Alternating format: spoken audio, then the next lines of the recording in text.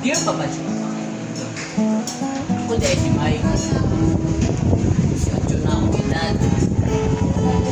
Uyo ko sa katulugan. Punta ako na sa Tonggawa National High School. Magsugod ang akong storya sa pagkabiktima. Mga 2 years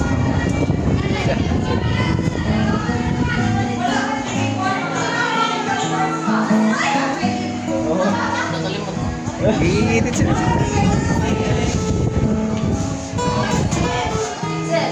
Padung ko sa computer. Kauban ang akong batang para sa klase.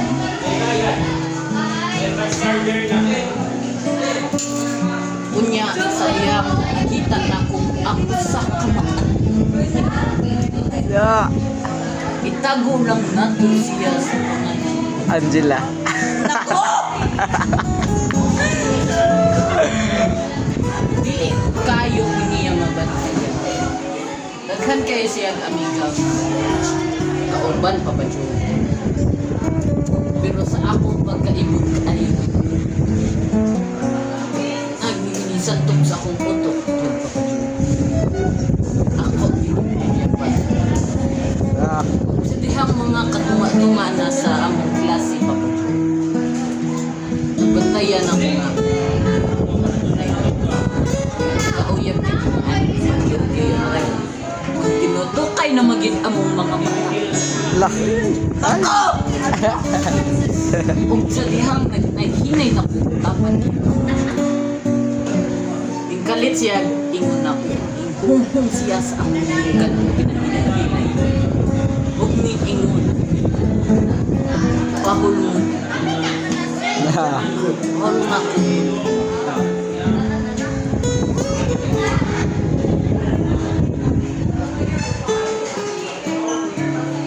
Kalimang ko Papa Joe.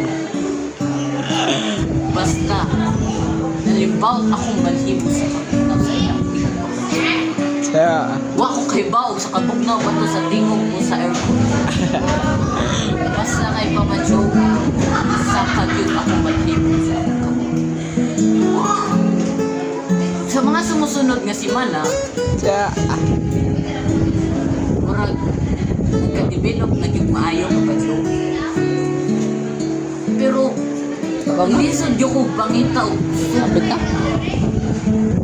sa diyo ko bangita kusog nga musultis akong ibati Papa Joe.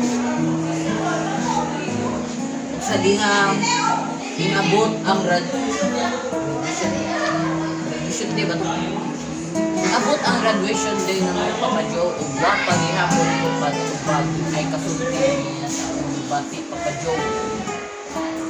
Murag nagduha-duha ako sa akong paminaw Papa Joe kay murag ganahan na gyud ko niya Papa Joe pero wa gyud ko makuha nga usog nga masulti niya ang akong ibati. Ora to.